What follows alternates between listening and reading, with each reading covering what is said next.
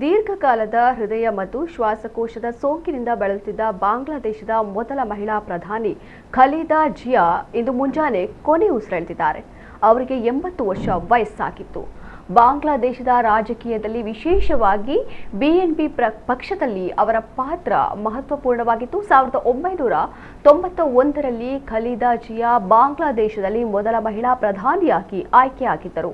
Bangladesh national ಪಕ್ಷದ ಅಧ್ಯಕ್ಷೆಯಾಗಿದ್ದ ಖಲೀದಾ ಅವರು ಮುಂಬರುವ ಫೆಬ್ರವರಿಯಲ್ಲಿ ನಡೆಯಲಿದ್ದ ಸಾರ್ವತ್ರಿಕ ಚುನಾವಣೆಯಲ್ಲಿ ಭರ್ಜರಿ ಜಯಗಳಿಸಿ ಮತ್ತೆ ಅಧಿಕಾರಕ್ಕೇರುವ ಹುಮ್ಮಸ್ಸಿನಲ್ಲಿದ್ದರು. ಅಲ್ಲದೆ ಇದಕ್ಕಾಗಿ ತಯಾರಿಯನ್ನು ನಡೆಸುತ್ತಿದ್ದರು ಎಂದು ಹೇಳಲಾಗಿತ್ತು. ಆದರೆ ಇದೀಗ ಅವರ ನಿಧನವು ಬಾಂಗ್ಲಾದೇಶದ ರಾಜಕೀಯದಲ್ಲಿ ದೊಡ್ಡ ಆಘಾತವನ್ನುಂಟು ಮಾಡಿದೆ.